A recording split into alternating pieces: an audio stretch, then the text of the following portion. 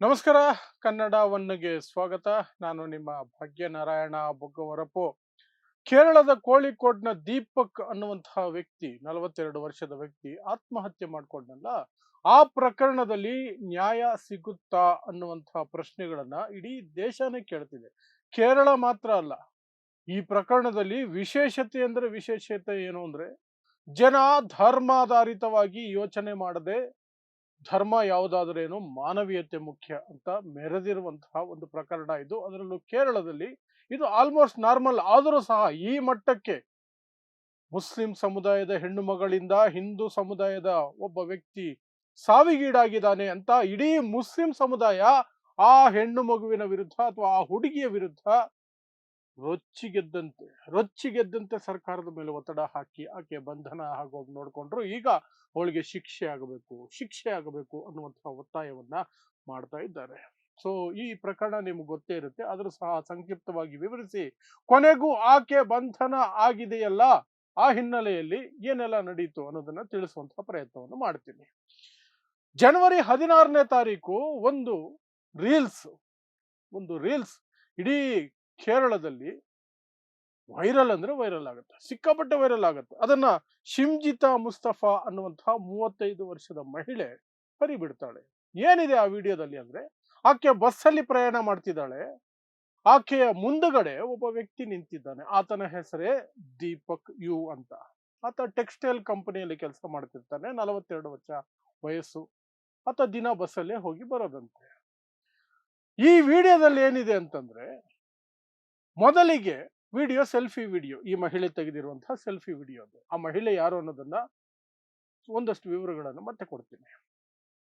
ಆ ಸೆಲ್ಫಿ ವಿಡಿಯೋದಲ್ಲಿ ಆರಂಭದಲ್ಲಿ ಆಕೆ ಎದೆಯ ಭಾಗಕ್ಕೆ ಅವನ ಮೊಣಕೈ ತಾಕ್ತಾ ಇರುವಂತದ್ದು ಕಾಣಿಸ್ಕೊಳ್ಳುತ್ತೆ. ಆ ನಂತರ ಆಕೆ ಇನ್ನೊಂದಷ್ಟು ಸ್ಪಷ್ಟತೆ ಕಾಣಲಿ ಅನ್ನೋ ರೀತಿಯಲ್ಲಿ ಕ್ಯಾಮ್ರಾನ ಇನ್ನು ಸ್ವಲ್ಪ ಮೇಲೆ ಹಿಡಿತಾಳೆ. ಆ ಸಂದರ್ಭದಲ್ಲಿ ಮತ್ತೆ ಮೊಣಕೈ ಆಕೆಯ ಎದೆಗೆ ತಾಕತ್ತೆ. ಇದನ್ನ ತೆಗೆದು ಆಕೆ ಸೋಷಿಯಲ್ ಮೀಡಿಯಾದಲ್ಲಿ ಹಾಕದ್ಲು. ಯಾರು ಈಕೆ ಅಂತಂದ್ರೆ, ಈಕೆ ಒಂದು ಸೋಷಿಯಲ್ ಮೀಡಿಯಾ ಇನ್ಫ್ಲುಯೆನ್ಸರ್. ರೀಲ್ಸ್ ಹುಚ್ಚಿದೆ ಅಂತ ಈಗ ಟೀಕೆಗಳು ಬರ್ತಿರುವಂತಹದ್ದು. ಬಟ್ ಸಿಕ್ಕಾಪಟ್ಟೆ ರೀಲ್ಸ್ ಮಾಡುವಂತಹದ್ದು. ಒಂದು ಸೋಷಿಯಲ್ ಆಕ್ಟಿವಿಸ್ಟ್ ಅಂತ ಹೆಸರು ಮಾಡಬೇಕು ಅಂತ ಹುಮ್ಮಸ್ಸಿರುವಂತಹ ಮಹಿಳೆ. ಅದರ ಜೊತೆಗೆ all India union Muslim league ಇದರ ಕಾರ್ಯಕರ್ತೆಯೂ ಹೌದು. ರಾಜಕೀಯ ಪಕ್ಷ. ಇತ್ತೀಚೆಗೆ ಕೇರಳದಲ್ಲಾದಂತಹ ಸ್ಥಳೀಯ ಸಂಘ ಸಂಸ್ಥೆಗಳ ಚುನಾವಣೆಗಳಲ್ಲಿ ಆಕೆಯು ಸಹ ಅಭ್ಯರ್ಥಿಯಾಗಿದ್ಲು ಇಂಡಿಯನ್ ಯೂನಿಯನ್ ಮುಸ್ಲಿಂ ಲೀಗ್ ಪಕ್ಷದ ಪರವಾಗಿ. ಇದು ಅವಳ ಇಂಟ್ರೊಡಕ್ಷನ್. ಸರಿ, ಈ ವಿಡಿಯೋ ಬಂದ ತಕ್ಷಣನೇ, ಆ ವಿಡಿಯೋ ನೋಡಿದ ತಕ್ಷಣನೇ ಮೊದಲಿಗೆ ಏನಾಗುತ್ತೆ, ಇಡೀ ದೇಶದಲ್ಲಿ, ನಮ್ಮ ದೇಶದಲ್ಲಿ ವಿಶೇಷವಾಗಿ ಒಂದು ಹೆಣ್ಣು ಮಗು ನನ್ನ ಮೇಲೆ ಲೈಂಗಿಕ ದೌರ್ಜನ್ಯ ಆಗಿದೆ ಅಂತ ಒಂದು ವಿಡಿಯೋ ಹಾಕ್ಬಿಟ್ರೆ ಎರಬಿರಿ ಸಪೋರ್ಟ್ ಸಿಕ್ಬಿಡುತ್ತೆ. ಈ ಮಹಿಳೆಗೂ ಎರಬಿರಿ ಸಪೋರ್ಟ್ ಸಿಕ್ತು. ಶಿಮ್ಜಿತಾ ಮುಸ್ತಫಾಗೆ ಒಂದು ಕಡೆ ವ್ಯೂವ್ಸು 2 ಮಿಲಿಯನ್ ವ್ಯೂವ್ಸ್ 2 ದಿನದಲ್ಲಿ, ಪ್ಲಸ್ ಆಕೆ ಫಾಲೋವರ್ಸ್ ಹೆಚ್ಚಾದ್ರು. ಎಲ್ಲ ವೈರಲ್ ಆಯ್ತು, ವಿಡಿಯೋ ಎಲ್ಲ ಆಯ್ತು. ಅದರಲ್ಲಿ ಕಮೆಂಟ್ಗಳು ಬರೋದಕ್ಕೆ ಶುರುವಾಯ್ತು. ಅವನ ಮೇಲೆ ಕೆಟ್ಟ ಕೊಳಕ ಕಮೆಂಟ್ಗಳು, ಅವನ ಬಗ್ಗೆ, ಅವನ ವಿರುದ್ಧ ಅಷ್ಟು ಕೆಟ್ಟ ಕೊಳಕ ಕಮೆಂಟ್ಗಳು ಬರೋದಕ್ಕೆ ಶುರುವಾಯ್ತು. ಅವನಿಗೆ ಶಿಕ್ಷೆ ಆಗಬೇಕು, ನೇಣಿಗೆ ಹಾಕಿಬಿಡ್ಬೇಕು, ನಡು ಬೀದಿಯಲ್ಲಿ ಅವನನ್ನ ಕೊಂದು ಬಿಡಬೇಕು, ಈ ಮಟ್ಟಕ್ಕೆ ಹೋಗಿ ಮಾಡಿದ್ರು. ಕೆಲವರು ಮಾತ್ರ ಅಲ್ಲಿ ನಮಗೆ ಆಕಸ್ಮಿಕ ಅನ್ನಿಸ್ತಾ ಇದೆಯಲ್ಲ, ನಿನಗೆ ನಿಜವಾಗ್ಲೂ ಸಹ ಅದರ ಬಗ್ಗೆ ಆಕ್ರೋಶ ಇದ್ದಿದ್ರೆ ಅದು ನಿನ್ನ ಮುಖದಲ್ಲಿ ಕಾಣಬೇಕಾಗಿತ್ತು. ಬಟ್ ನಿನ್ನ ಮುಖದಲ್ಲಿ ಅದು ಕಾಣ್ತಿಲ್ಲ. ಸೆಲ್ಫಿ ವಿಡಿಯೋದಲ್ಲಿ ನೀನು ಏನೋ ಸಾಧಿಸಿದ ಒಂದು ಸಂತೋಷದಲ್ಲಿ ಇದ್ದಂಗೆ ಕಾಣ್ತಿದೀಯ. ಉದ್ದೇಶಪೂರ್ವಕವಾಗಿ ನೀನು ಈ ವಿಡಿಯೋ ಮಾಡಿದ್ಯಾ, ಫೇಮಸ್ ಆಗೋದಕ್ಕೆ ಮಾಡಿದ್ಯಾ ಅಂತ ಕೆಲವರು ಮಾತ್ರ ಕಮೆಂಟ್ ಹಾಕೋದು.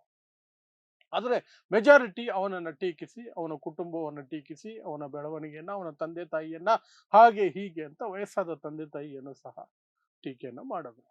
ಅದಾದ 2 ದಿನಗಳಲ್ಲಿ ಜನವರಿ 16ಕ್ಕೆ ಆ ವಿಡಿಯೋ ಹಾಕ್ತಾಳೆ ಆ ಮಹಿಳೆ. ಜನವರಿ 18ಕ್ಕೆ ಆತ ಆ ಕಮೆಂಟ್ಗಳನ್ನ ನೋಡಿ ಫ್ರೆಂಡ್ ಹತ್ರ ಮಾತಾಡ್ತಾನೆ. ನಾನು ಕೇಸ್ ಮಾಡಬೇಕು ಈ ಮಹಿಳೆಯ ವಿರುದ್ಧ, ನನ್ನ ಮಾನ ಹರಾಜಿಗೆ ಹಾಕ್ಬಿಟ್ಟಿದ್ದಾಳೆ, ನನಗೆ ತುಂಬಾ ನೋವಾಗ್ತಿದೆ ಅಂತ. ಆ ಮಾತುಗಳು ಆಡಿದ ಕೆಲವೇ ಗಂಟೆಗಳಲ್ಲಿ ಅವನು ಮನೆಯಲ್ಲಿ ಸಾವಿಗೆ ಶರಣಾಗ್ತಾನೆ. ಒಬ್ಬನೇ ಮಗ, ತಂದೆ ತಾಯಿಗೆ ವಯಸ್ಸಾಗಿದೆ, ತಾಯಿಗೆ ಆರೋಗ್ಯ ಸರಿ ಇಲ್ಲ. ಮನೆ ಸೂತಕದ ಮನೆ ಆಗುತ್ತೆ, ಗೋಳಾಟದ ಮನೆ ಆಗುತ್ತೆ. ಅವನ ತಂದೆಯ ತಾಯಿ ಗೋಳಾಟವನ್ನ ಜನ ನೋಡಿ ಇದ್ದಕ್ಕಿದ್ದ ಹಾಗೆ ಉಲ್ಟಾ ಹೊಡೆಯೋದಕ್ಕೆ ಶುರು ಮಾಡ್ತಾರೆ ಸಾಕಷ್ಟು ಜನ. ಆಕೆಯನ್ನು ಟೀಕೆ ಮಾಡೋದಕ್ಕೆ ಶುರು ಮಾಡ್ತಾರೆ. ಮತ್ತೆ ಅದೇ ಪ್ರಶ್ನೆಗಳು ಬರ್ತದೆ. ಈಕೆಗೆ ನಿಜವಾಗ್ಲೂ ದೌರ್ಜನ್ಯ ತಡೆಯುವ ಉದ್ದೇಶವೇ ಇದ್ದಿದ್ರೆ ಈ ವಿಡಿಯೋನ ಪೊಲೀಸರಿಗೆ ಕೊಟ್ಟಿರೋಳು. ಇಲ್ಲಿ ಹಾಕಿ ಫಾಲೋವರ್ಸ್ ಹೆಚ್ಚು ಮಾಡ್ಕೊಳ್ತಿರ್ಲಿಲ್ಲ. ಕೇಸ್ ಯಾಕೆ ಮಾಡಲಿಲ್ಲ? ಅವಳ ಮುಖದಲ್ಲಿರುವ ಭಾವ ನೋಡಿ, ಬೇಕಂತಲೇ ಮಾಡಿರೋದು, ಷಡ್ಯಂತ್ರ, ಗಂಡಸರ ಮೇಲೆ ದೌರ್ಜನ್ಯ, ಇಂಥ ರೀತಿಯಾದಂತಹ ಉಲ್ಟಾ ಕಮೆಂಟ್ಗಳು ಬರೋದಕ್ಕೆ ಶುರುವಾಯಿತು. ಎಲ್ಲ ಕಡೆಯೂ ಸಹ ಅದು ಆಕ್ರೋಶಕ್ಕೆ ಗುರಿಯಾದಕ್ಕೆ ಶುರುವಾಯಿತು. ಇದರ ನಡುವೆ ಮುಸ್ಲಿಂ ಸಮುದಾಯವು ಸಹ ಈ ಮುಸ್ಲಿಂ ಮಹಿಳೆಯ ವಿರುದ್ಧ ನಿಂತ್ಕೊಳ್ತು. ಇಡೀ ಕೇರಳದಲ್ಲಿ ಆಲ್ಮೋಸ್ಟ್ 80 to 90% ಮುಸ್ಲಿಂ ಸಮುದಾಯ ಈ ಹುಡುಗಿಗೆ, ಈ ಮಹಿಳೆಗೆ ಶಿಕ್ಷೆ ಆಗಬೇಕು, ಅನ್ಯಾಯವಾಗಿ ಒಬ್ಬ ವ್ಯಕ್ತಿಯ ಜೀವ ಹೋಗೋದಕ್ಕೆ ಕಾರಣ ಆಗಿದ್ದಾಳೆ, ಇವಳ ಕಾರಣಕ್ಕೆ ಅವನ ಜೀವ ಹೋಗಿರೋದಂತ ಹಿಂದೂ ವ್ಯಕ್ತಿಯ ಪರ ಮುಸ್ಲಿಂ ಸಮುದಾಯ ನಿಂತ್ಕೊಳ್ಳುತ್ತೆ. ಎಲ್ಲ ಕಡೆ ಆಲ್ಮೋಸ್ಟ್ 80-90% ವರೆಗೂ ಮಹಿಳೆಗೆ ದಿಕ್ಕು ತೋಚೋಕೆ ಆಗಲ್ಲ. ಆ ವಿಡಿಯೋವನ್ನು ಡಿಲೀಟ್ ಮಾಡಿಬಿಡ್ತಾಳೆ, ಇನ್ನೊಂದು ವಿಡಿಯೋ ಹಾಕ್ತಾಳೆ.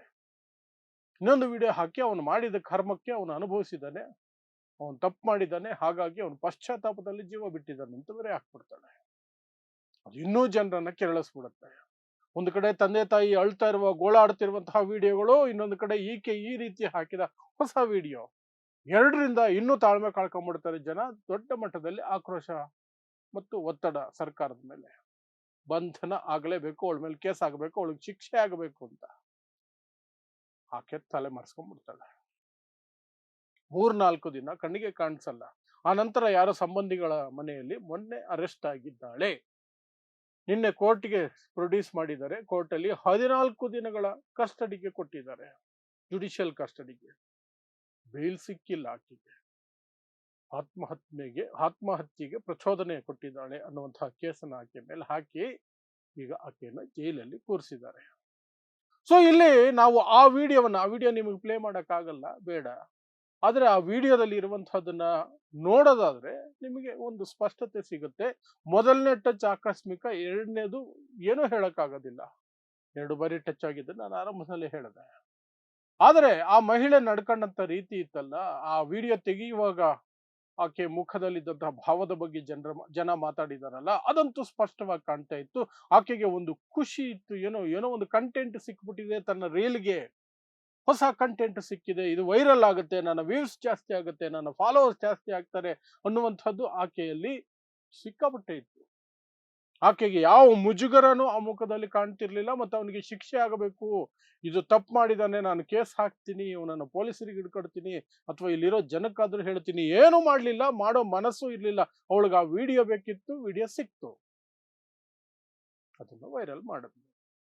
ಅಷ್ಟು ಮಾತ್ರಕ್ಕಾದ್ರೂ ಆತನ ಎರಡನೇ ಟಚ್ ಉದ್ದೇಶಪೂರ್ವಕವೋ ಇಲ್ಲವೋ ಅನ್ನೋದನ್ನ ಪಕ್ಕಕ್ಕಿಟ್ಟು ನೋಡೋದಾದ್ರೆ, ಆಕೆಯ ಮನಸ್ಥಿತಿ ಇತ್ತಲ್ಲ, ಆಕೆಯ ಉದ್ದೇಶ ಇತ್ತಲ್ಲ, ಆಕೆಯ ಗುರಿ ಇತ್ತಲ್ಲ, ಅದಕ್ಕೆ ಅವಳು ಶಿಕ್ಷೆಗೆ ಅರ್ಹಳು ಅಂತ ನನಗಂತೂ ಅನ್ನಿಸ್ತು.